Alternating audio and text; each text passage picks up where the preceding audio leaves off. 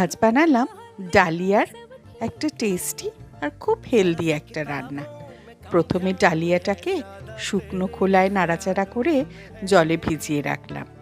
তারপর সাদা তেলের মধ্যে একটু ঘি দিয়ে দিয়ে দিলাম গোটা জিরে ফোড়ন আর হিং। তারপর তার মধ্যে ডুমো করে কেটে রাখা আলু আর পেঁয়াজ দিয়ে বেশ কিছুক্ষণ ভাজলাম।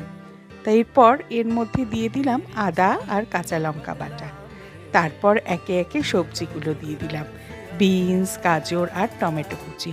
সেটাকে বেশ কিছুক্ষণ ভালো করে নাড়াচাড়া করে নুন দিলাম, দিয়ে কিছুক্ষণ ঢাকা দিয়ে রাখলাম যাতে তরকারিগুলো সব সেদ্ধ হয়ে যায়। তরকারিটা খুব ভালো সেদ্ধ হয়ে গেলে এর মধ্যে দিয়ে দিলাম বাদাম আর কিশমিশ। তারপর সেটাও যখন খুব ভালো করে ভাজা ভাজা হয়ে যায় তার মধ্যে দিলাম হলুদ গুঁড়ো আর দিলাম গরম মশলা গুঁড়ো। সেটাকে ভালো করে নাড়াচাড়া করে দিয়ে দিলাম গরম জল। আমি এখানে 1 কাপ ডালিয়া নিয়েছিলাম, তো তাই 3 কাপ জল নিলাম। জলটা ফুটে উঠলে দিয়ে দিলাম মটরশুঁটি, তারপর কাঁচা লঙ্কাও দিলাম আর দিলাম বেশ কিছুটা ধনেপাতা। এরপর সেটা ভালো করে ফুটে উঠলে যখন জল শুকিয়ে যাবে আমাদের ডালিয়া তৈরি। এটা খেতে যেমন টেস্টি তেমন হেলদিও।